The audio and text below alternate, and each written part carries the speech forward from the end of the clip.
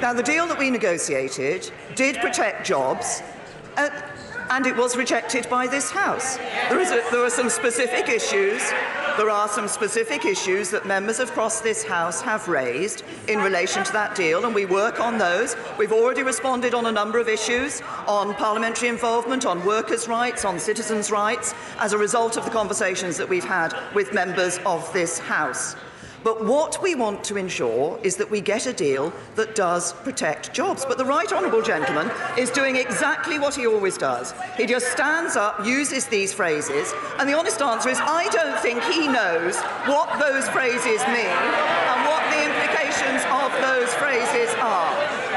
We will be protecting jobs in the UK with a good trade relationship with the European Union and enhancing and increasing jobs in the UK. And by the way, I see the right honourable gentleman hasn't referred to the employment figures this week, where we see employment up in this country as a result of this government.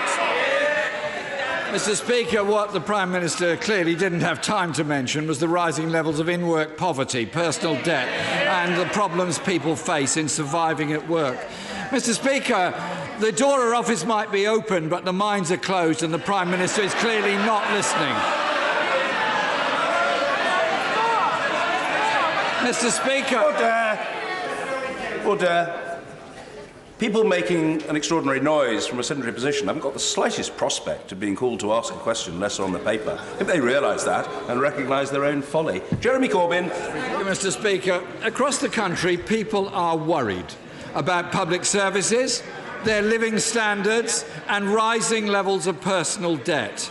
While a third of her government are at the Billionaires' Jamboree in Davos, she says she's listening, but rules out changes on the two issues where there might be a majority: against no deal and for a customs union, part of Labour's sensible Brexit alternative.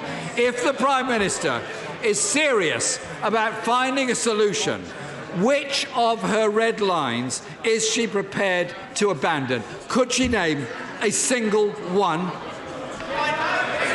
I say to the right honourable gentleman, he makes claims about mines being closed, he asks about red lines. Why doesn't he just come and talk about it? And he talks about people up and down this country. He talks about people up and down this country and what they're seeing. Well, let me tell him what we've just seen this week. Borrowing this year at its lowest level for 16 years. The IMF saying that we'll grow faster than Germany, Italy and Japan this year. UN figures showing foreign direct investment in the UK up last year. Employment rate up, number of people in work up, wages up. And the biggest threat to all of that would be a Labour government.